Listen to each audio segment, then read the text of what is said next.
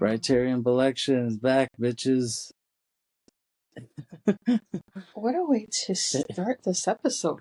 I just like the alliteration of that. I thought that would be funny. That leaves me a little confused, but let's continue. Okay. So I'm your host, Kevin, here with my wife, Aileen. Hello again. Yes, very interesting start. And here with our cat, Tom. He's jumping around here as well. You might hear him meow annoyingly. Yeah, just disregard him if he ever does that. So we're still in February 2025. And what episode is this? 4?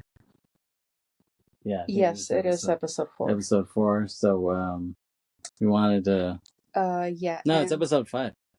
Oh, yeah. Yes, it is episode 5. Oh, my mistake. Yes, you are right. I lose count very easily, so... It's okay. Yeah.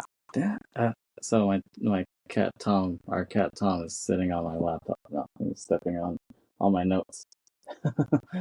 Very typical of him. He likes to invade our spaces. Yeah, exactly. But he does not like it when it is the other way around, so... Yeah, exactly. Very selfish cat.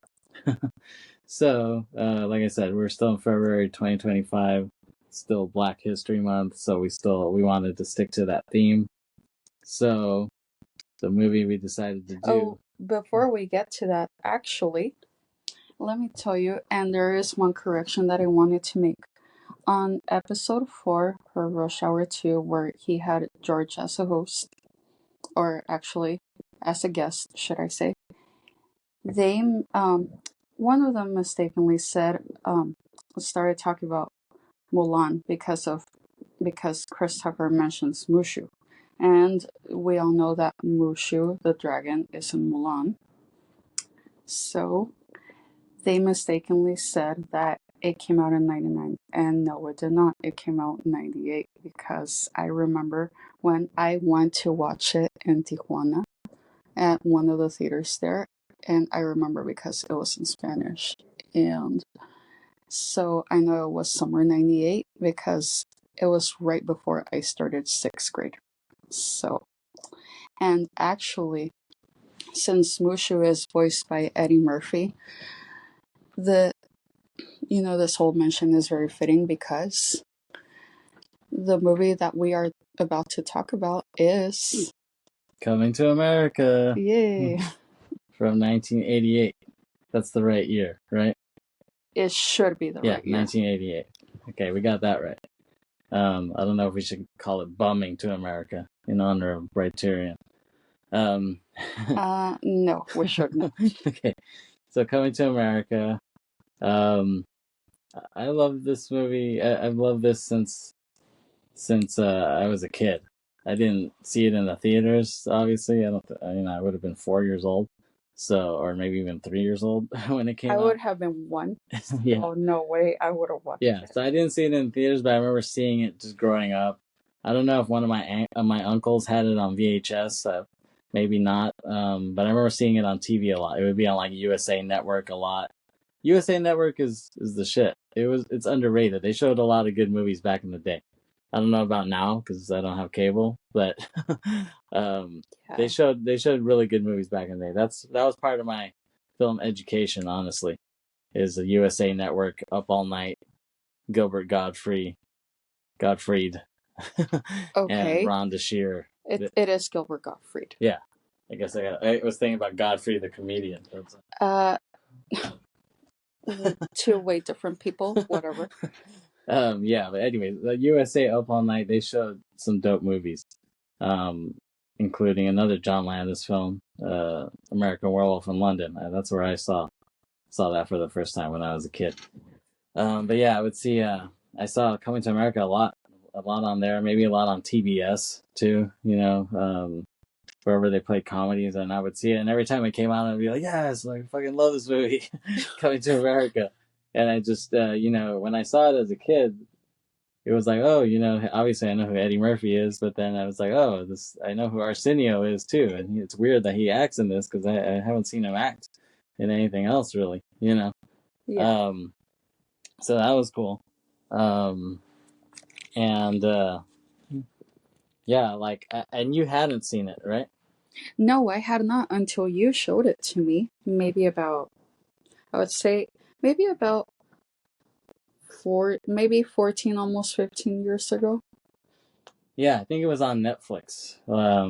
Like when it first started streaming, and I streamed it from my Wii, my Nintendo Wii, believe it or not. Gosh. Yeah, way obsolete. Even then, it was already getting kind of obsolete by then. Yeah, I was kind of like I was just using it to watch Netflix at that point. I didn't have a PlayStation or a Fire Stick yet at that point, so we were using the Wii. And I know you always like watching comedies, so I was looking for some comedies we could watch. And you said you never saw that before, so I was like, oh, you have to see this. This movie's Yeah. hilarious. Well, yeah. For those of, if you don't know, most of the time I like to watch comedies because a lot of times I feel like I need something to pick me up. So yeah, if you want to recommend me a comedy, just a good one. Like, don't recommend me some of the really ridiculous ones. Yeah, not his stupid shit. Well, he's not the only one who has gone that route. So so I guess we can kind of get into talking about the movie. So we'll do our obligatory Wikipedia description. So Wikipedia describes this as follows. In the wealthy African nation of Zamunda, Crown Prince Akim Jafar grows weary of his pampered lifestyle on his 21st birthday and wishes to do more for himself. When his parents, King Jaffe and Queen Aeolion, present him with an arranged bride-to-be, Akim takes action. Seeking an independent woman who loves him for himself and not his social status, Akim and his best friend / personal aide, Semi, travel to the New York City borough of Queens and rent a squalid tenement in the neighborhood of Long Island City under the guise of poor foreign students. So yeah, that's your obligatory Wikipedia description. disclaimer: don't always believe everything that gets posted on Wikipedia, because anyone can edit Wikipedia. Yeah, but I mean, I've seen this movie, so I mean, I could vouch that that's a pretty accurate description. I'm just saying in general. Yeah, but it is a pretty accurate description. Yeah. I remember looking at Wikipedia one time, just looking at France or whatever, and someone edited it or edited it. So the first sentence about France was a land of gay people. So it shows you how stupid people. Yeah, I mean, they were obviously trolling. Yeah. So I mean, in some of the research I did, I guess supposedly the movie was going to be called The Quest initially. I don't know how that would be fitting, and it sounds too vague, honestly. Yeah, like the quest for the perfect woman. Yeah, I'm glad they changed it to Coming to America. Yeah, it's more fitting, definitely. Even though I'll get to the name, but America should not be a term to call the US, because when you look at the entire continent, it really is America. So when people want to refer to the US, they should just call it the US, or even whatever other term that they can come up with. But it's Gringoland. Yeah, Gringoland. Yeah. Sure, why not? Yeah, because you're saying both continents are America. Yeah, exactly. So, yeah, they need to change that. But The Quest ended up being the name of this horrible Jean-Claude Van Damme movie from 96 or 97. Which I saw that in the theater, and that's not one of his best. Well, I'm surprised you even saw it in the theater. Well, I was a fan, but his earlier ones were better. By that point, he sucked. It was like he was trying to redo Bloodsport, but didn't have the charm of Bloodsport, if you want to call it that. So it's cool how like the movie starts off and they kind of play with the Paramount logo. I love when movies do that, when they like play with the logo of the studio. Yeah. For sure. I feel like more movies should do that. Maybe every movie should do that. Like when they play with the Universal logo or the Columbia logo. Yeah, no, usually that's kind of like the way to get someone to start watching a movie. Yeah. And the director of this is John Landis, and he was the man. I mean, I mean, he hasn't directed in a while, but I'm sure he still has great chops as a director. But he was on a hell of a run at the time. He did Animal House, that was like 75. He did Blues Brothers, then American Werewolf, as I said, Mm-hmm. and then he did the Thriller video for Michael Jackson because of course. Michael Jackson really Well, I liked mean, American Werewolf. Yeah. Well, he pretty much turned that into a short film. So. Yeah, basically, yeah, like the first like film music video, you know. Mm-hmm. And then he did Trading Places with Eddie Murphy, and Mm-hmm. that's what began their relationship. And I guess Trading Places was originally going to be called Black or White, which is a weird title. Yeah, I agree. So Landis hated that title, and he told someone to come up with a better title, and someone came up with Trading Places, which he really liked. But what's funny is that Landis eventually did direct something called Black or White, which was the Michael Jackson video. The thinking about my baby, it don't matter if you're black or white. He ended up directing that, so it's funny. Yeah, and he ended up featuring quite a few people who later became pretty well known, didn't he? Oh, where? Well, on that video. Oh, well, I know he had a Tyra Banks on it. Oh yeah, she's one of the morphing faces. Yes. Yeah, which was that's the thing. I remember seeing that video when it aired. So it aired like right after. For some reason, they were doing this thing where they were airing all these Michael Jackson videos on Fox, like on Sunday night. Like, so it aired like right after In Living Color, or right before In Living Color, or right after The Simpsons, or right before The Simpsons. It was like in the little sweet spot between Simpsons and In Living Color. Yeah. I remember being a kid watching that because I would watch that every Sunday. I would watch Simpsons and In Living Color. And they were like, Michael Jackson, Black or White, or whatever. I'm like, okay. So all of a sudden this video comes on, and I was like, oh, this is pretty cool, you know? And then you see a little part where Macaulay Culkin starts rapping, and I was like, oh, that's funny. I mean, obviously I love Macaulay at the time. Oh, yeah. You know, I got to see Home Alone 1 and 2 in the theater. So I was, you know, he was the man to me, and his name was Kevin, so yeah, everything worked out. He was my namesake. Shameless self-promo. Yeah. So I loved Macaulay, and so seeing him rap there, it was kind of cheesy even at the time, but I was like, okay, that's cool. And then at the end of that video, you start seeing Michael, like after those morphing faces, you see John Landis come in and like say, oh, good job, cut. Then that kind of ends the video, but then you see Michael walk off, and he goes into this alleyway where he's like beating the shit out of a car, and he sees like some KKK shit on the car, and he's grabbing his crotch a lot. To me, that was the best part of the video. Oh my god! And I think you can still see that part on YouTube, but it was like banned after that. You couldn't see that part on MTV or VH1 or whatever. But seeing that live at that time was just the shit. But I mean, it is pretty sensitive. Yeah, no, it was cool. And he grabs his crotch like 50 times in that, in that like 2 minutes where he's like beating the shit out of the car. That's a little too much. Yeah, and then he like turns into a Black Panther and walks off. Yeah, it was weird, but I loved it. So anyways, yeah, so Landis was the man, but in the middle of that great run that he had, he kind of got canceled a little bit because he directed parts of the Twilight Zone movie. So he did this Twilight Zone movie, and in his sequence it involved this like kind of older man who was having some like Vietnam flashback or something like that. So that actor Vic Morrow, he was actually Jennifer Jason Leigh's father. And he was supposed to be him rescuing a couple of Vietnamese children, and they had a helicopter in the shot, and so the helicopter crashed on them, killing them all. And that's so, unfortunate. I think his family and the family of the kids, they filed like wrongful death lawsuits.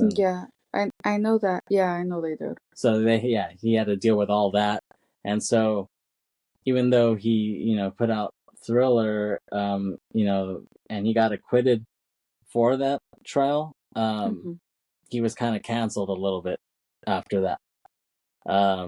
So they had the script for Coming to America. It was kind of floating around, and Eddie Murphy had these like kind of two sidekick guys who used to write for him on SNL. They wrote the script for Coming to America, and they're like, hey, we need a director who can direct this. And I guess Eddie Murphy felt bad for Landis because he was kind of canceled at that point, and he kind of felt like he owed him because he kind of kicked off his career as far as Trading Places. So he said something like, oh, I'll do him a favor. His career was fucked at that point, so I thought I'd do him a favor. That's like what Eddie said. Well, that's pretty considerate of him. Yeah. And it's funny because Landis was like, he heard that. He's like, you thought he was doing me a favor? Like, he was kind of like, he was kind of like offended that he would say that. But I mean, well, in a sense, yeah. yeah, but I mean, he was kind of canceled at that point because of this whole Twilight Zone thing. So, um, yeah. But anyway, so let's get back to the movie. So, um, we hear these African music, and we see after we see the Paramount logo, it kind of goes into the savannah of Africa, and it's we hear this nice African music, kind of sounds like some Paul Simon Graceland type Oh of my goodness. music. And basically we see it like a day in the life of this African prince, and it happens to be his birthday. It's his 21st birthday. We see him get up, and he's got even though I think of 21st birthday, but he seems older to me than that. He looks older, at least especially for today's standards. Yeah, I think he was maybe like 28 or 29, or maybe even 30 at that point when he did that. But we see him get up out of bed. Yeah. He's got the rat tail hair going on. And we see these flower girls. They they throw these petals everywhere the royalty walks. Like, so for him and his parents, they have to throw petals, before their feet where they walk. And Garcelle Bouvet is one of the flower girls. Like, she was great, and she was from Spider-Man Homecoming. She was the mom of the love interest that he had. And then she was on Jamie Foxx show. And she was in my favorite R. Kelly video, Down Low, which I fucking love that video, and I love that song. Oh, jeez.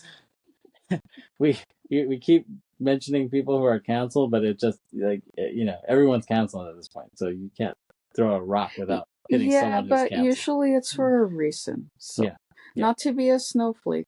Yeah. But usually it is for a reason. Yeah. But R. Kelly, Down Low, watch that video. That video is fucking the shit. And Garcelle Bouvet is in it.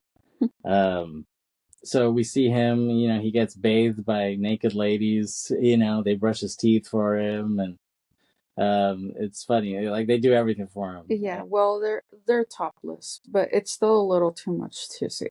Yeah, it's a bit jarring, I guess, when you just see that out of the blue in the first few minutes of the movie. And I remember Busta Rhymes kind of recreated this in his video. He kind of did an homage to Coming to America in his video for Put Your Hands Where My Eyes Can See, which is a great song. So yeah, the servants throw petals before him and his parents wherever they walk. And then we see the kind of the chubby guy who's kind of like their assistant, like liaison to him. Yeah. I don't remember his name, but he was cool. I wish he was in more stuff. I think he was in a few things at that time, but then I kind of stopped seeing him. But I thought he was great. So we see the opulence of the monarchy of Zamunda, and his parents, James Earl Jones. R.I.P. Yeah, rest in peace. Yeah. And the actress who played his mom as well. She's passed away too. Yeah. Sadly. But yeah, they were great, and it's funny because it's almost like Lion King was just like, okay, let's just take those parents from Coming to America. Yeah, like they had no originality in their casting. They just ripped off Coming to America, basically. It's kind of funny. So we see see how rich they are, and excessively, I would say. Yeah. It's a fairy tale, but I guess I think we needed to see that at the time. Zamunda, it's almost like Wakanda, in the 80s. Basically. Yeah, of course. The wardrobe is pretty cool. They have some pretty cool stuff going on. The costume designer must have had a hell of a time on this film. There's thousands of people, the dancers and everyone. Oh yeah, of course. So we see Akeem talking to his father at that long ass table. Like ridiculously long for a dining table, which I'm sure that they would use it to accommodate a lot of important people, considering that they were royalty, but it's still excessively long. Yeah, exactly. And Akeem basically tells his dad, like, hey, I want some freedom, but they want to set him up with a woman to marry ASAP, since it's his 21st birthday. and it's funny. Akeem says, "I've never tied my own shoes before," and his dad is like, "I've tied my own shoes. It's a very overrated experience." Little funny little gems like that. And then we see Arsenio Hall. Yeah. He's his homie, his confidant. I'm sure he kind of grew up with him in Zamunda, and seeing him there, I guess I saw his show first. I was a big fan of his talk show. I thought it's one of the greatest talk shows ever, if not the greatest. Yeah, I don't think I ever watched it. I mean, that's a shame because it was great, and I would watch that a lot too. So I think I saw the show first, and then so seeing him, act in something, and he didn't have his goatee, and he looked different, and it was just like, oh, that's weird. Like, I didn't know he was an actor, like, so it was kind of jarring seeing him there, but it was cool. Yeah. But yeah, no, Arsenio Hall show. I know he tried to bring it back, it wasn't very successful, but times change. It's different. But his original show was amazing. He had tons of great guests. He had tons of great musical artists as well, not just hip hop and R&B. He had like the first appearance of Radiohead was on his show. You know what I'm saying? Like, which I find very interesting, honestly. Yeah. So like his show is very groundbreaking, especially in the music sense. So and we see them fighting. They're doing kind of the Aikido, whatever the hell, karate sticks that they're kind of fighting with, kind of judo-ish. And they're kind of having an argument, and it kind of just juxtaposes their fighting, like Semi is like, you don't need a woman who has a mind of her own. You just need a woman to have sex with. You know what I'm saying? But yeah, that's not the way it works. But Akeem is like, no, I need a woman who does have a mind of her own. I think he just got bored with his whole life of being pampered, that he the grass is always greener. Oh, you know what I'm saying? But speaking of Arsenio Hall, the casting was great. The cast, was like they casted perfectly. And luckily this movie is great, because it could have easily been horrible, like Soul Plane or something, Yeah, I don't know. Like, you could say Soul Plane has a great cast, but the movie's fucking horrible. Yeah, but this is just a masterpiece. Oh yeah, of course. Like, they kind of present the chick that he's gonna marry, and she has a cast of 1,000 dancers, basically. Just to introduce her. Just to introduce her, yeah, exactly. And so there's like this 5-minute dance sequence, which I guess was choreographed by Paula Abdul. So, that makes sense. Yeah. So, but it's a pretty cool dance sequence, yeah, tons of dancers, and like I said, the costumes are really great. Just to, just to introduce the chick. And then as she walks in after the dance, she kind of walks in slowly, like she's like Queen of the Damned or some shit, like, her hands out, and then the chubby dude is like, "She's your queen to be." He sings. It's funny because he sang it a cappella. Fuck it, like he just no beat, no music.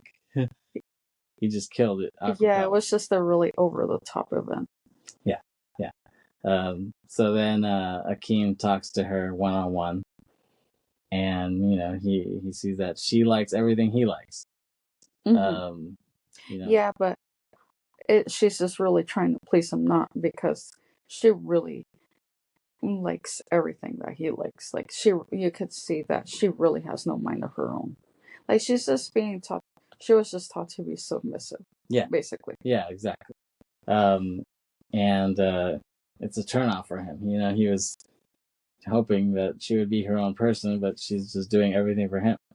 And he makes her bark like a dog and hop on one leg. And she does everything that he tells her to do, like pretty much everything. Yeah, and it's funny because his dad walks in right when she's hopping on one leg, and he's like, "Oh, great, you're getting along very well." Like, he thinks they're getting along swimmingly because he's seeing that.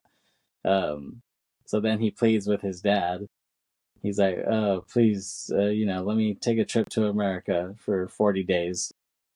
And let me see what America has to offer. And his dad's like, oh, that's a great idea. You deserve some time to sow your royal oats. So yeah, 40 days in America, and then after that you come back and marry this girl. And he's like, kind of not looking forward to that, but he's like, okay, well, we'll see what happens.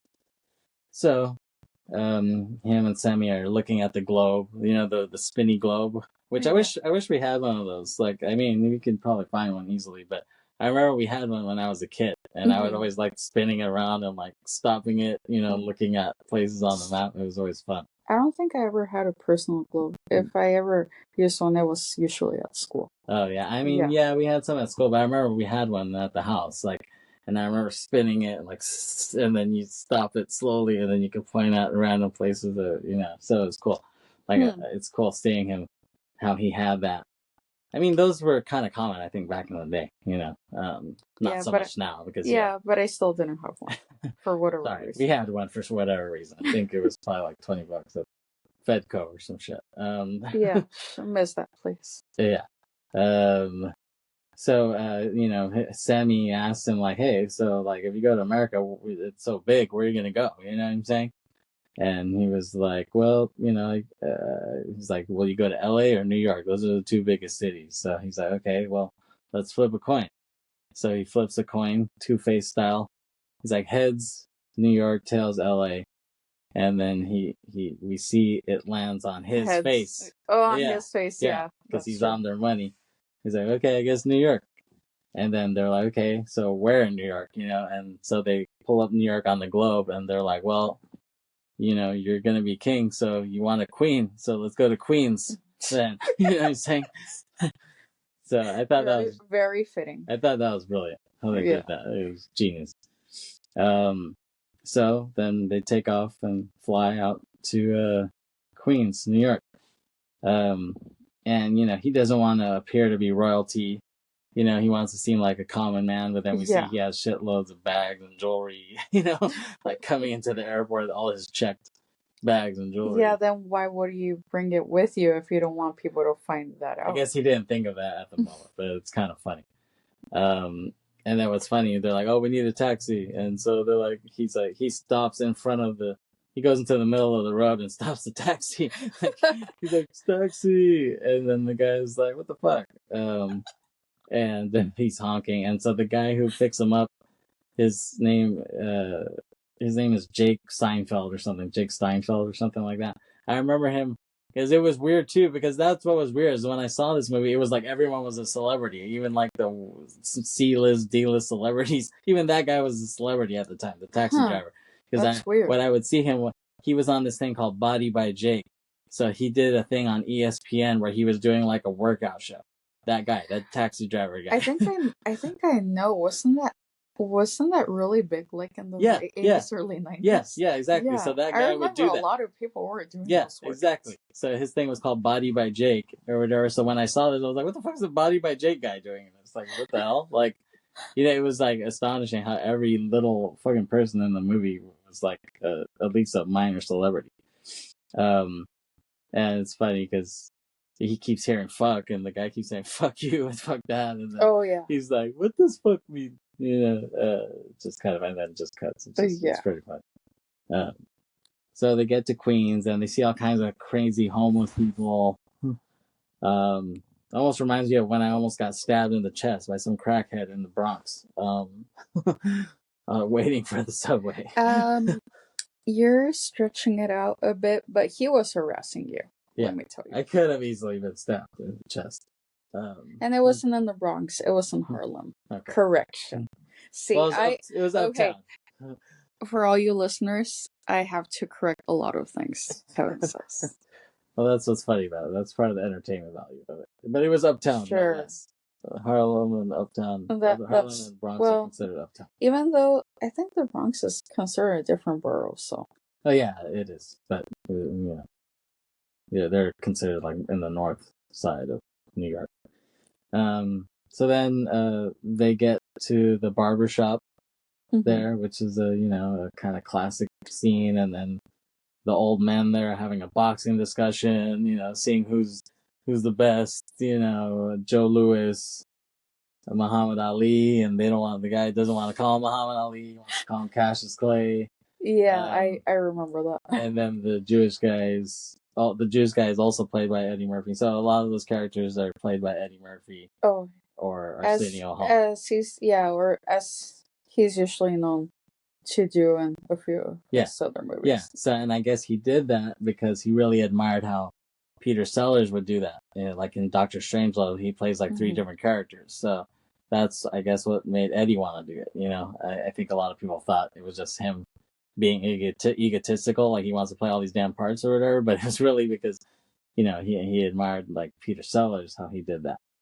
And obviously the Jewish guy is rooting for the white dude in Rocky Marciano, and the other guys are pissed off about it. And who's the guy in the chair with the Jerry curl? Your boy. Oh, jeez. Don't even get me started about him. Yeah, well, to find out that it was actually Cuba Gooding Jr. Yeah, exactly. I mean, I could tell because I could tell how he looks, but you had a kind of hard time figuring out. Yeah, but looking at him, he does have that smile. Right. And which you didn't like his casting in the O.J. Simpson show, right? Yeah, so it was, an American Crime Story, The People versus O.J. Simpson. He looks nothing like O.J. Simpson. Hey, I know Ryan Murphy is friends with a lot of these people, and he wants to cast, those who are pretty well known, especially. But honestly, I don't buy him as O.J. Simpson at all. It's honestly, out of all the ACS seasons, that's probably my least favorite run. Wow.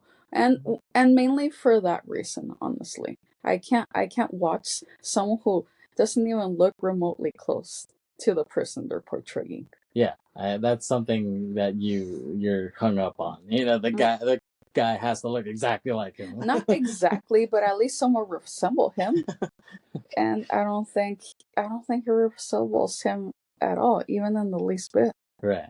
And I think I heard Ryan Murphy say, oh, he doesn't really look like him, but he kind of was able to get that like charm that he had, I guess, or like the likability of him that OJ had in his prime, Yeah, I don't know. That's questionable.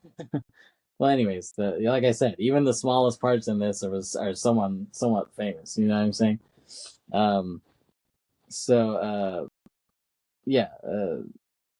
They ask around. They're like, "Oh, do you know where we can find an apartment here?" And they're like, "Oh, well, you can check upstairs." And so they knock on the landlord's door, and the guy comes out. And he's like, "What the fuck do you want?" With a cigar in his mouth, and that guy, I guess his name is Frankie Faison. He's a really cool actor. He's in White Chicks. He's like the head cop. He's like the chief of police in White Chicks. Okay. And I remember he was on this show in the 90s that I really liked. He was like on this Fox show. I forgot what it was called, but it was a really cool show. I would watch it a lot when I was a kid. I wish I knew what the name of that show was. I guess I can look at it. But but I really liked him from that. So to see him in this, I saw that show first, the 90s show, and then I see him in this, I was like, oh wow, he's really like grumpy in this. Whereas he was a really nice dad in the 90s show that I saw him on. And he shows them some apartments, and he shows them one where there's the tape around like some dead bodies that were there in the room, like there's yellow, there's caution tape on the door, and then a rat running by, and and there's like, you can tell that there was a crime scene. Yeah, exactly. And Arsenio Hall is grossed out, but Eddie says, "We will take the room." So they take the room. And you can see Akeem he's just really excited. He's really enthusiastic about the whole thing. He says, "Good morning, my neighbors," the next morning, and they're like, "Hey, fuck you!" And he's like, "Yes, fuck you too." Hilarious. And then we see people in the neighborhood. They like took all their stuff, all the stuff they brought in from Africa. Like you see them wearing his like dashikis in the streets, and they're wearing his jewelry, and some guy tries to sell them their own stuff, like the stuff that they brought. Yeah. It's hilarious. And then they're like, "Oh, like, you know, we need to look like tourists. Like, let's buy, you know, New York type of clothes." And they come out and they're like head to toe New York shit. They look like fucking Spike Lee at a Knicks game, right? Oh my goodness. Just Yeah. everything, just like New York this, New York that, pins, everything. And they're walking by and they see a Soul Glow commercial. That's the first appearance of Soul Glow. The Jerry Curl spray, and it's funny how they made that ad, and I think they just wanted to make fun of the whole Jerry Curl I'm sure movement, they did. you know. But I think it's hilarious. And they walk by McDowell's, and you know, I guess John Amos, who plays the McDowell guy. Yeah. He I guess he used to work at McDonald's back in the day, so that's why it was like really good. Oh, you know? okay. So Yeah, Cleo McDowell, that's his name. Yeah, so it was like perfect casting. I think he was in a commercial, like, because he actually worked at McDonald's, and he was in a McDonald's commercial. So it was like perfect that he would be the McDowell's guy. Yeah. And so Akeem wants to look more American, so he goes to the barber shop, and he's like, "Come on, I want to look more American." And they're like, "Okay," and they just cut off his tail. And yeah, that's all. Yeah, Yeah, that's all like, they had to do. He's like, "Perfect."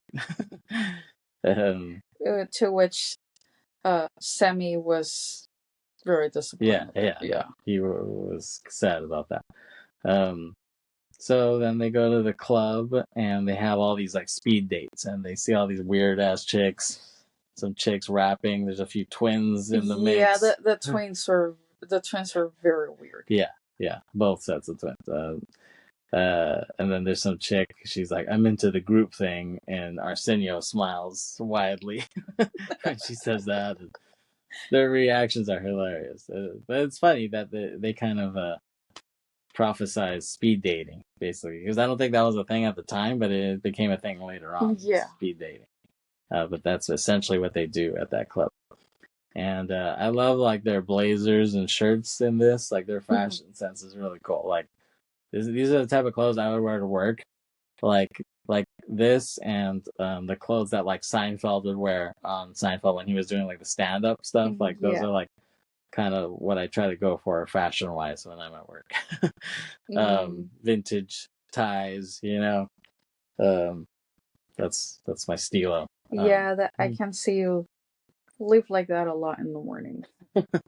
Yeah, thank you. So then they kind of, you know, come out of the club depressed, and they go back to the barbershop, and you know, they're like, "Where can we find good women?" And the barber tells them like, you can't find them at the club. You need to go to a church or something like that. And he's like, "Oh, well, I'm going to this church event right now. If you want to come with me." So they go along with him, and they're at this church event, and the preacher guy, he's this over the top preacher, and he's played by Arsenio, and he does a really good job with, you know, his cadence, how he says things. It's like perfectly, you know, preacher dude-ish. And they're having like a beauty pageant, and it's sponsored by Soul Glow, just so happens to be. Oh yeah, which you'll see that continuously throughout the movie. Yeah, it's a running gag. And we see that he brings Randy Watson to the stage to sing, and hardly anybody claps. Nobody wants to clap. And he ends up singing a really good rendition of "The Greatest Love of All" by Whitney Houston, which I have to hear a lot at my work because it's like the school song, actually. And then my work will remain nameless. But I have to hear it a lot there. Yeah, of course. But he's hilarious. And that's Eddie playing Randy Watson, which I was shocked when I found that out, because to me he looks nothing like this Randy Watson guy. Like he kind of looks like the guys at the barbershop a little bit, but I thought this was just a genuinely different actor. I really didn't think that was Eddie. So when I found that out, I was shocked. But yeah, he does a great rendition. Then, they can't take back my dignity. Yeah, I love that. And so the McDowells are also one of the organizers of the pageant, and they do like the catering and stuff like that. And so they invite Lisa McDowell, so Cleo's daughter, one of his daughters, to the stage. And Akeem sees her come to the stage, and he sees how like serious she is, like she takes it seriously, and he likes that. He's like admiring her already. It's like he kind of falls in love at first sight. Yeah, exactly. And they're passing around the donation basket, and then Eddie just like drops this whole wad of cash that he has. It's like hundreds, like maybe thousands of dollars in this wad of cash, and he just drops the whole thing. And Sammy looks at him like, "What the hell are you doing?" Yeah, exactly. That he passes it around, and that's how you know he was in love at first sight. So then he's like, okay, we have to go to McDowell's, because he mentions McDowell's on Queens Boulevard. So they're like, okay, let's go to McDowell's. So they go to McDowell's the next day, and they want to get hired there, and they talk to Cleo, and he kind of explains the differences between McDonald's and McDowell's. Like they have the golden arches, we have the golden arcs, or like the stupid little differences. Yeah, it's an obvious ripoff. Yeah. But I mean, I guess they could get away with it because it's kind of like parody law, Yeah, of course. Kind of like how Nathan Fielder did Dumb Starbucks or whatever, but his didn't exactly work that his way. got shut down ASAP, sadly, because I thought that was a great idea. And honestly, I wish he could have gotten away with it, because for those who don't know, I really do not like Starbucks. I mean, I would say I was never a big fan, but I accepted it. But with each time, I think it gets worse. Yeah, I hate it too. So we see Eric LaSalle come in, who's Lisa's boyfriend, and he's a part of Soul Glow. He's like the Soul Glow heir. So Eric LaSalle, he's from ER fame. He was the original black guy on ER, basically. And he throws a milkshake at Akeem, and he's like, "Can you take care of this for me?" And hits him right in the fucking face. And Sammy's just kind of laughing his ass off at him. It's pretty fucked up. Yeah, it's true. But when I think of Eric LaSalle, I feel like he should have had a better career. Like he seemed like he would have had a career like Wesley Snipes or something like that. And ER was great. When he was on ER, everyone kind of became a star overnight on ER. Like Clooney and Noah Wyle and of course Juliana Margulies, like they all kind of became stars overnight. But then he left ER, and all I remember him doing was some BS movie called Crazy as Hell, and he's on the cover like looking like some demon or some shit, and it looked fucking horrible. Yeah, it's either your career can have a turn for the better or for the worse. So. Yeah. So unfortunately, I mean, I think he needed a better agent or something. He could have had a much better career. He should have had a much better career. And then I do remember him having a random ass role. He played like a Haitian on How to Make It in America in like one episode, a couple episodes, which I was a great show, but I was just what is it? Like he only gets involved in projects involving the word America or something? What the hell's his deal? Yeah, it's like no, just it's that's all I can say. No. Yeah, he should have had a better career. And then so at McDowell's, you also see Louis Anderson. Yeah, that's cool. It's cool that he plays a cashier at McDowell's, and he was a comedian on the rise at the time. Yeah, even though he had that one cartoon, and I thought it was a pretty dumb cartoon. Yeah, I what I watched of it, I didn't like. I was never a Life with Louis fan. I only watched it if there was nothing else going on, or if it just happened to be on that channel for whatever reason. Yeah. But I thought it was pretty stupid. Even then, it sucked when I watched it, and I could still remember the damn theme song because it would come on usually after like X-Men or Spider-Man, which I did watch religiously, and then it would come out and be like Life with Louis. I'm like, oh, this fucking sucks. I need to change the shit. So when that theme song came on, I had to change the shit. It's like drilling your brain. Yeah. I don't know. There was something like too like white trashy about that cartoon. Like, It was white trash. yeah, I don't know. It was, even for me at the time, it was too white trashy.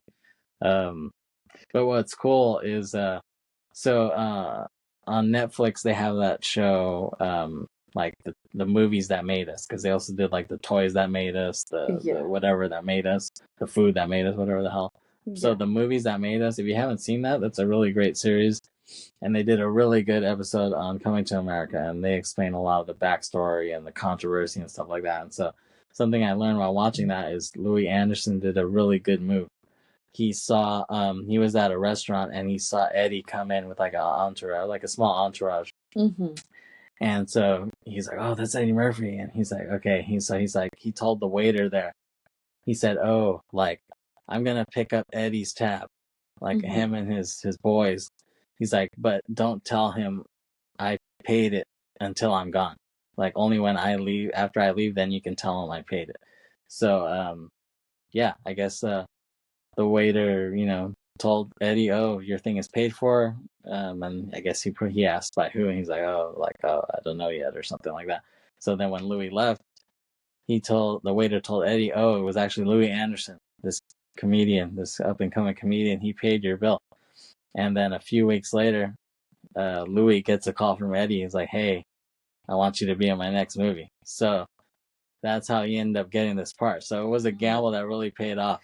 Yeah, for sure. And then I mean, he got lucky because for all he could have risen and nothing could have come out of it. Yeah. But wow, that was the right move at the right time. Yeah, exactly. Or he could have ran up that bill like hell. Like they could have been getting thousands of dollars worth of shit. Oh yeah, and exactly. he would have been screwed. For sure. Yeah, especially, but it paid off for him. So. And speaking of Hello Ladies earlier, something similar like that happens. Yeah, but we'll get to that when we talk about series. When we talk about Briterion series, we're going to talk about Hello Ladies HBO series. Yes. Which is hilarious. So we'll get to that. So yeah, Akeem walks back into the barbershop, and it's funny because when he walks in, the Jewish guy goes, "Hey, Kunta Kinte," and then they all laugh. They're like, which I don't know. I don't find that funny. I think it's funny. And I mean, Eddie plays the Jewish guy, so, yeah, well, which we can say that he did pull whiteface there, which probably isn't that big of a deal. Yeah, I guess not like the reverse, But what's interesting is John Amos, because Kunta Kinte is from Roots. It's from the series Roots. And John Amos, he was in Roots. He acted in Roots. He played Kunta Kinte, actually. Or one of his relatives. But he was in Roots. So that's a kind of funny thing. And so he comes into the barbershop and he tells them that he wants a Jerry curl. But they're like, "No, like, don't get a Jerry curl. Like, we like your hair the way it is. Like, more kids should have your type of hair, like Dr. Martin Luther King's hair. Like, just, just clean cut, you know what I'm saying?" So it's kind of funny because he's doing that because he wants to be more American, he's like, "Oh, I want to be more American," and so he's trying to be more American. So then he I guess he watches some football game, and then he's at McDowell's the next day cleaning in the office of Cleo, of Amos's office, and he asked him, he's like, "Did you see the American football contest last night? It was the Giants of New York versus the Packers of Green Bay." And he's going on about it, and Amos is looking at him like, "What the hell are you talking about?" And he says, "Son, if you want to keep working here, stay off the drugs." It's just for talking about sports. Yeah, it's funny. And Louis says, "Oh, I don't know about Africa, but the guys with money get all the chicks around here." It's just a funny little comment because I mean he really does have money, No, of course. And I'm sure in Africa or wherever, that's what people care about, especially women, I guess, But what's funny is that Lisa, Cleo's daughter, who Akeem likes, she gets a package delivered at home that says, it says from an admirer, not Daryl, her boyfriend, Eric LaSalle. Yeah. And she sees it's some diamond earrings, and these have to be like thousands of dollars, these diamond earrings. So they're kind of like who's this? Yeah. Meanwhile, Arsenio fucking hates New York. He just wants to leave ASAP. It's just kind of funny just to see him bitching the whole time about it. And Akeem is loving it though. Even though it's they're living like peasants. He seems to not mind. Yeah. So I'm sure that he wanted that changed as well. Like it was all intentional on his part. Yeah, exactly. He wanted to live like a normal person. So Lisa invites Akeem to the St. John's basketball game. So it's a college game, and they could do a double date with her sister, and her, Lisa and LaSalle. Okay. So they're at the basketball game, and LaSalle is really like antagonizing Akeem. He's like really making fun of Africa, and and they do that so that you hate LaSalle. Like they want you to like hate him. And he's like making fun of soccer, and he says because he says, oh, like you guys play. He says we play soccer in Africa more so. And LaSalle says. To me, to be a man's sport, you have to use your hands, which just shows you, like, before, people in the U.S. really hated soccer. They hated it. But I don't understand why. It's like, why the sudden change? Well, I think just globalization, and like the internet and stuff. Now people are fans of it here. You know what I'm saying? But before, the people hated it. They thought it was a communist sport. And that's why that is ridiculous. That's why the World Cup, when it was here in '94, whatever, when it was in the U.S., like it didn't do very well because people were like, "What the hell sport is this?" Like, But now it's like all the rage. You know what I'm saying? So it's just funny how times changed. And so there's a long ass line to the bathroom. Akeem is waiting in this long ass line. I mean, it's like USC during FYF. Like that's the type of level line, bathroom line it is. That's not an exaggeration. I've been to some events where the lines are that long. Yeah, they're hella long. And this random African guy sees him, and he knows him as the prince, and he's like bowing to him, and he wants a picture taken with him, and LaSalle and Lisa are looking at this, and they're like, "What the hell's going on here? Like, this is weird," and this other African guy is there too, and they're like, "Oh yeah," and they ask him like, "Who is that?" And he says, "Oh, just a man I met in the restroom," and they're looking at him like, "What'd you guys do in there?" Yeah.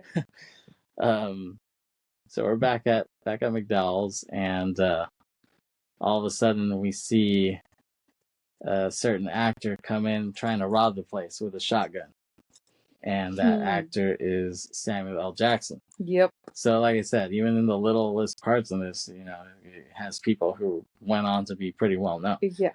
And he was already dropping F-bombs at the time. He already was, and it was like he's scary in the scene, and he's really robbing it, and it was like he was in Pulp Fiction. He has that same fear level, and Louis is like really slow putting all the cash in the thing, and then Akeem comes out of nowhere, and Samuel L. is like, "Who the fuck is this asshole?" He's hilarious. He's really funny. Yeah. But then watching the movie back, I forgot how many F-bombs are in this. I was like, wow, there's a lot more. I didn't realize it was rated R. Yeah, I don't think I ever realized that until just a few days ago. Yeah, it's pretty. Yeah, and and then all the profanity in it. I don't remember it having that much. Yeah, there's a lot of F-bombs. Then they're having a party at the McDowell's house, and Akeem is the bartender, and we see LaSalle's family, and they all have Jerry curls. It's hilarious. And so Lisa's dad tells the whole crowd that LaSalle popped the question, and Lisa said yes. So, which is a lie. So then she's pissed off. She's piassed, as Chris would say. Jeez. But then Eddie consoles her outside. They're on the swing set. It's a nice little romantic scene, actually. The red clothes, they look really good on the white snow. It's like a really nice little scene. Nice contrast. Yeah. It's a nice little scene, but you can tell that snow is fake because you know why? Because you don't see the breath come out. You know what I'm saying? That's not true. In that scene. You see it later on, but in that scene you don't see it, so you know that was on a set. And it's funny because the sister comes out and is like, "Hey, like we need more champagne in the party," and so that ends the scene. But then it kind of fades to black, and yeah, it's a nice little scene. So Akeem invites Lisa to his apartment, and he sees that when he's about to take her in, like he said, he'll make her dinner or whatever. They have groceries at the door, and he looks in and he sees Semi has fixed up the place. He has a jacuzzi and a TV, and it looks really a lot of 80s like accoutrement, like it's really 80s minimalist. It looks nothing like how it did at first. It wasn't the shithole. It was it looks not, and now it looks like the place from the people who live next to Clark Griswold in Christmas Vacation. You know what I'm saying? It looks really 80s yuppie. For sure. Another movie we have to talk about some other day. Exactly. Yeah, for sure. So then he's like, let's go for a walk. So they walk on the bridge, and Akeem decides to give money to some homeless guy, and it's a ton of money. And it's a nice little callback to Trading Places. So those are the guys from Trading Places, Don Amici and Ralph Bellamy. So they're from Trading Places, but at the end of the movie they go broke, so they're homeless. So it's a nice little reference to that. And it's funny. So they have a nice little talk, and Lisa tells him that she likes that he's above anything petty. Like he's almost regal. Like she admires that about him. And but this shows you that this movie can't be made nowadays because Gen Z is really petty. You know what I'm saying? They're not above pettiness. You know what I'm saying? They live for it. What are you referring to in regards to pettiness? I'm just saying anything in general. Like if you can, call someone out on some shit or do something to screw someone over and show it on social media, like people will do it nowadays. You know what I'm saying? Like it would be hard to believe if they made this now to find someone who's not petty. You know what I'm saying? Like, because it's like everyone is. I suppose. Well, and then they slow dance to this "To Be Loved" song by Jackie Wilson, and it's a great song. It reminds me of something that would be in End of the Effing World, which is a great series, like a lot of R&B, doo-wop type stuff. Yeah, for sure. Another series to talk about. Yeah, exactly. So Semi's going home to their apartment, and he sees that Patrice, Lisa's sister, snuck in there, and she's like, "What the hell? Like, why do you have all this nice stuff?" It's kind of like you got some explaining to do there. So I guess he talks to her, and and then at that point we see Akeem. He's really on a high. He's singing "To Be Loved," the Jackie Wilson song, and all the dogs are barking, and he's walking around, and everyone's like, "Shut the fuck up!" while he's singing the song in the streets. And he walks into his apartment, and he sees Patrice and Arsenio making out, and he's like, "What the hell?" So like he's like, "What the hell's going on here?" And and she's here, like she's seeing all our stuff. You know what I'm saying? Like, what the hell's going on? And she says, "Oh, don't worry. Like he told me everything." And he's like, "He did?" And he's like, "Yeah. He told me that he's a prince and you're his servant." And Eddie's like, "I'm his servant." And then he's like, he laughs to himself, it's funny. And it's just funny because, Cleo, John Amos's character, he doesn't like Akeem. He keeps telling her, "Oh, you need to just, why are you messing around with Akeem? You need to stick with LaSalle." He's rich. He has the Soul Glow. He comes from the Soul Glow family. And he definitely has the hair. Yeah, But little does he know about Akeem's real Akeem, background, you know. well, that's only because Akeem hasn't said anything. Yeah, exactly. So we see Eddie. He wants to change his apartment ASAP again, you know, because he wants to invite Lisa over and see, you know, that he's a regular guy supposedly. So they talk to the landlord and he's like, "Hey, can we switch apartments with you?" And he's like, "Yeah." And he's like, "Does it, you know, but is it a normal apartment?" And he's like, "Yeah, you're gonna love it. It's a real shithole." So then, yeah, they do switch apartments.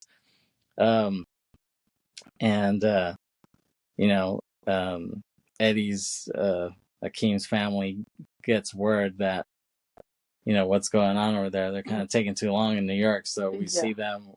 They're driving through New York with limos, and we hear the serious music, and they have like a police escort, you know, and then the car stops, and then the flower girls are there, and they're throwing out the pedals, and then we see, you know, James Earl Jones step out of the limo, and they walk into the barbershop, and it's funny because the barber's like, "What the hell is this?" You know, he looks out the window like, "What the fuck is that?" And he tells them he's looking for, you know, Akeem, and the Jewish guy is like, "Oh, Kunta Kinte," you know, and they're like, "Oh, he lives on the 5th floor." And then so they walk out, and the barber's like, "Who the hell's gonna pick all this shit up?" all the leaves on the floor. So they go up to that apartment that he lives in, and he sees Semi is there, but he's not there. But then he sees on the wall that it says Employee of the Month. Ooh, and it shows it shows Akeem there, and they're like, "What the fuck's this?" You know, and oh, it's not Semi. It's the because they switched apartments, so the landlord is there. Oh yeah. So the landlord is there, like, and he, you know, James Earl Jones is like, "What the hell is this?" And the landlord's like, "Oh, I think he works there." And he's like, "My son works?" Like, what the hell? He's all pissed off. So, and then we see Lisa and Akeem at the museum, and they're seeing artifacts from Africa, and then we see artifacts from Zamunda, and then out of nowhere, he just kisses her really, you know, abruptly, you know, and she's like, "Oh wow," like she liked it, but she wasn't expecting it. Yeah, well, that's only because there was a portrait of him with the royal family, and he didn't want her to see it. Yeah, exactly. It's a nice little scene there. Yeah. And then it's funny. Amos is in his office, and he gets a call, and he has the hamburger phone from Juno that she had. Well, yeah, which felt that in Juno they were trying way too hard to be cool with that. Yeah. But I think it was way more fitting in the sense that, you know, McDowell serves burgers. Yeah, so exactly. It makes sense that they had a burger phone. It was more organic than Juno. Juno was trying to be too hipsterish about it. Way more. So, and then Eddie's family comes in to comes into their house, and they tell Amos that they're looking for the prince, and they're like, "What prince?" And he's like, "Oh, well, Akeem." And he's like, "He's a prince?" And he's like, "Yeah." And they're like, you know, "Okay, for your trouble," and they tip him $100 bill, and he can see that Akeem is on the bill. Akeem's face is on the bill. And he's like, now he's all excited. Now Amos is like, "Oh my god!" Like now he prefers him over this other guy. Over LaSalle's ass. Yeah, now all of a sudden he likes Akeem. So Lisa and Akeem come back from their date, and Akeem sees the pedals on the floor, and so he's like, "Oh shit!" He's freaking out. He's like, "Oh, these pedals, that all can only mean one thing." So and that scene, we can see that it's really cold, because you can see the breaths coming out in that scene. And so Akeem stalls, and he says they should go to her house, you know. But then Amos is all happy to see him now. You know, he comes in, and he's like, "Oh," like he's trying to be all charming with him now. You know, now he likes him. And so Amos calls, you know, the king's hotel, and tells him that Akeem is there. So, and Eric LaSalle knocks on the door, and he sees it, and he just slams the door in his face. Amos slams the door in his face, And he comes back and tells Lisa, because Lisa's like, "Who is that?" And he's like, "Oh, it was Jehovah's Witness." Sure. At that time? Yeah, and he keeps slamming the door in LaSalle's face, and he's like, "Oh, she doesn't like you anymore," whatever. And LaSalle's like shocked. He can't believe it. And Amos reveals to Lisa that Akeem is really rich. And he's like, "Your little goat herder makes Daryl look like a welfare case." That's what he says to him. And, but now, obviously it's kind of a cliche, the fact. So Lisa's upset that Akeem lied to her about the whole thing, you know what I'm saying? Yet, obviously, Akeem wanted her to like him for him, not for his money, So it's a little communication breakdown there. Yeah, for sure. And see, that's another difference between nowadays, you know what I'm saying? Because nowadays, people want to show how rich they are, you know what I'm saying? Like, that's how you get the girl now, is by showing off your money, you know what I'm saying? You buy them fucking Teslas and stupid shit like that, you know what I'm saying? That's how you get the girl nowadays, you know what I'm saying? I feel that now with time, people have become more superficial. Yeah, and, exactly. And greedier. Yeah, so like nowadays, their money is the only shit they have to stand on. Not like then. The whole thing was that he didn't want to show he has money. You know what I'm saying? Like, he wanted her to love him for who he was, not his money. He was really testing her more than that. Yeah, exactly. But it just shows a big difference between the mentality. You know what I'm saying? For sure.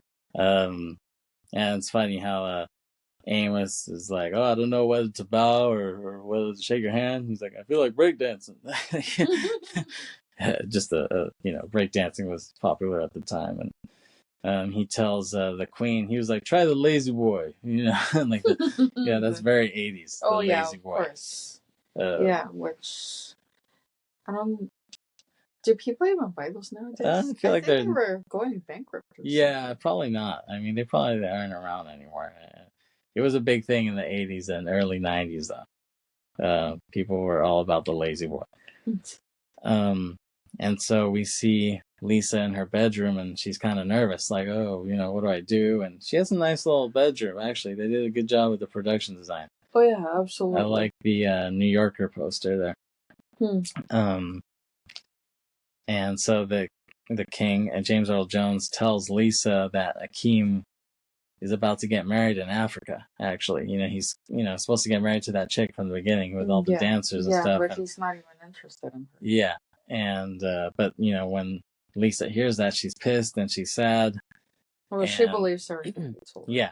Yeah. And then when her father, Amos, finds out about that, and James Earl Jones basically, disses Lisa, saying that, she's not on the level of Akeem anyway.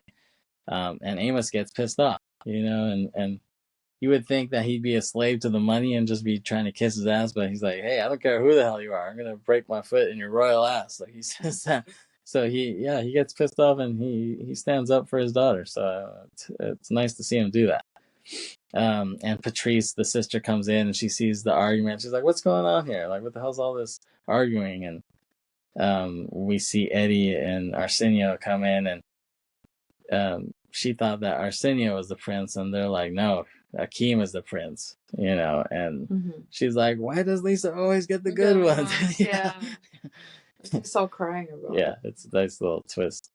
So then Akeem finds Lisa on the subway, and he explains the situation to her, and he apologizes. The people around, they're kind of like, "Give him a chance," like, he seems sincere, but she's kind of like, she says, "I don't know what to do," and you're kind of left wondering what's going to happen, Yeah. Because Lisa, she says, "I'm sorry, but I can't." That's what she says, and she walks away, and Akeem gives the ring to a little old lady. She's like, "I'll marry you," and so he gives her the ring, and the subway leaves, and he's sad, so we kind of don't know what's going to happen there, and we see the Waldorf Astoria, and they leave, and then we see them in Africa, and and he's about to get married. It's his wedding day. We see, all the people there, thousands of people. He's at the altar, and we see his bride, walking in with his long ass train, you know. Yeah, and the veil, so Yeah. you at first can't tell Yeah. who she actually is. Yeah, you don't know who it is. And the bride walks up to him and he opens the veil and it's Lisa. Yeah. And he didn't expect that, and everyone's happy. He's happy. And then John Amos comes out like, "Hey, I'm here, by the way." He comes out standing next to James Earl Jones and the Queen, and it's a nice happy ending. And then like he just starts kissing her right away, and the chubby dude, the liaison's like, he's like, "We haven't come to that part yet," but they keep kissing, and you know the rousing music. It's a beautiful ending, and they ride off in the car, you know. Yeah. And she asks him, you know, "Would you really have given this all up for me?" And he says, "Of course. If you want, we can give it up right now." And she's like, "Nah." So yeah, and the movie ends, and I really like the end credits. How we see all the actors' names and you know little shots from the movie. It's kind of similar to Predator. Yeah. I love how one of the flower girls' names is Feather. Like her name is Feather. Like Yeah. Well, I wonder why that was her name. Maybe she was like a Prince girl or something. How they always had names, and it's a cool end theme. The "Oh say can you see how coming to America." And he even mentions Tijuana in the song. That's cool. Yeah. He says that. Yes. Unexpected but cool. Yeah. Yeah, like I said, so like the movies that made us did a really good episode on this. You guys should watch that. Um, the makeup in this was off the chain. That was Rick Baker, who's a genius. He's a genius when it comes to makeup, and he's done a lot. Like he did the American Werewolf in London transformation scene. That was like the first time you ever saw like a dope ass transformation werewolf scene like that. And yeah, like Landis and Eddie were you know they were getting along at first, but then they got into a big fight on set, and I guess Eddie like choked out Landis at one point. Like he was choking him, like Latrell Sprewell was choking out PJ Carlissimo. Like it got physical. So yeah, but why do you need to escalate things so I don't quickly? know. They had a falling out, and I guess Landis left the set for a while because of this. And he said, "I quit," basically. Like he was gonna leave the movie, but then his lawyer told him, "If you quit, the studio won't pay you." So he was like, "Shit, I need to go back." And the writers on the script, and they also worked with Eddie on SNL. They were kind of like the diplomats of the movie. So they went to Landis and said, "Oh, Eddie apologized," which wasn't true. They just said that. Just to make him feel Yeah, better. yeah. And so he's like, okay. So he came back to the set after they said that. And I guess Landis went to Eddie's bus. He didn't have a trailer. He had like a tour bus, you know. He went to his bus and said, "Hey, okay, we'll finish the movie, but we're no longer friends." And Eddie was like, "I'm fine with that." So they did the movie, and they kind of did it. You know, they had to shoot the rest of the film by like not talking directly to each other, which is crazy. You know what I'm saying? Like they would exchange messages from other people in like a roundabout way. It's pretty ridiculous. It was kind of like when LeBron came back to the Cavs and like he hated the owner, but he still played for the team for some damn reason. And like he would never talk to the owner, but he still played. You know, it was weird. It is really weird. And there was a point where Eddie didn't want to be in LA because of some Nostradamus documentary that he saw that was directed by Orson Welles, or it was like hosted by Orson Welles. I actually saw this documentary. It was on they would show it on History Channel a lot back in the day. And you can probably find it on YouTube now. But it was cool. It was cheesy but cool. And I guess watching that, Eddie got freaked out. I was like, shit, I can't be in LA because Nostradamus said there's going to be an earthquake or something at that time or something. So they needed him to like reshoot something in LA, but he wasn't there at the time. So after the whole thing, you know, the earthquake was supposed to happen at a certain time, but it didn't happen. So Eddie was like, "Okay, I'll go to LA." So he finally went to LA after that. It's pretty ridiculous. So like I said, yeah, Paula Abdul did the choreography for the dance scene. which was great. And I think Paul Abdul has some great songs. Straight Up is still a banger, I think. I love that song. It's a classic for Yeah. sure. And she has like at least 5 or 6 good songs in her career. You know what I'm saying? Yeah, but it seems like most people only remember that song for whatever reason. Yeah, I mean, I would say it's her best song, even though she has. I mean, I think people think of her like she's a one-hit wonder when she has more than that. And Arsenio was in the video for Straight Up. You know, it was like he was co-signing her, kind of. You know, and I guess that end theme and some of the other music in the movie, I guess Nile Rodgers did it. Nile Rodgers from Chic, which Nile Rodgers, he's a fucking genius. You should watch his Red Bull Music Academy. Yeah, great musician. Yeah, sure. Yeah, great producer. If you get a chance, go on YouTube and watch Nile Rodgers' Red Bull Music Academy. It's a great interview with him. It's really long, and you learn all about his life and his production, and he's brilliant. I guess the worldwide gross for this movie was 350 million, which is pretty good for the time. Yeah, it says here on Wikipedia, the film made $128,152,301 in the U.S. and ended up with a worldwide total of 288, even though it's a 350 million. It was the highest earning film that year for the studio and the third highest grossing film in the United States box office that year. And Landis, in that the movies that made us, he said this was the first hit movie in Japan that had a black actor in it. So that's pretty groundbreaking. So Eddie was on one of our, like I told you, so him and Eddie and Landis had a falling out, during this. And Eddie went on Arsenio Hall show one time, a few years after, and he asked like, "Oh, are you gonna work with John Landis ever again? You've had some pretty good movies with him, Yeah. And Eddie said Landis had a better shot at working with Jason Lee's dad than he did. You know what I'm saying? Like that's a weird thing to say. That's a pretty bad joke. Yeah.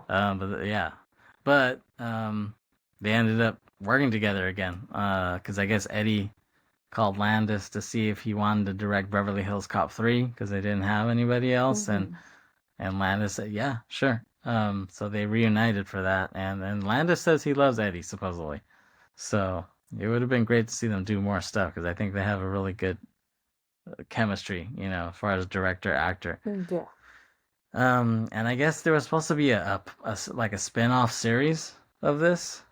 Like they'd shot a pilot for it in 1989, but I guess it wasn't picked up, which kind of surprises me. I thought they definitely would have wanted it. Maybe they just felt that it wasn't working out as a show.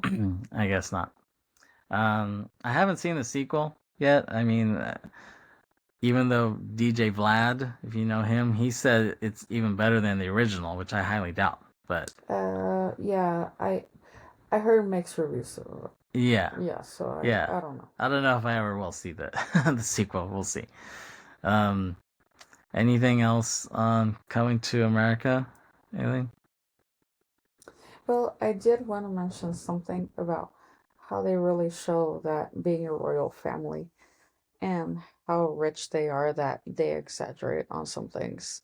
Like we mentioned earlier on the exaggeratedly long dining table, and how they use the intercoms to communicate because they're each sitting on the opposite end of the table. And because of, it's like probably like a, 40-meter long table. I don't know. That's just my estimate. But to be able to hear each other, they use the intercom. And it's like the ridiculous thing where you would see like really rich people do. And even in other shows or movies. So, yeah, I found that very interesting. And I'm stealing that idea for a future project that I have, which I've been prolonging. But I do want to see that, get done sometime. Yeah, we'll make it happen. Yeah. All right. Well, that was Coming to Americana.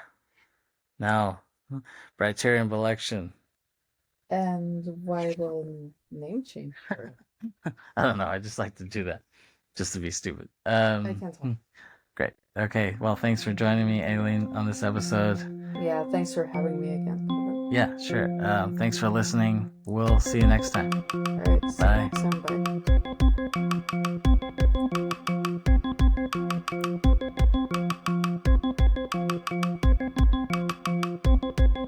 Bye.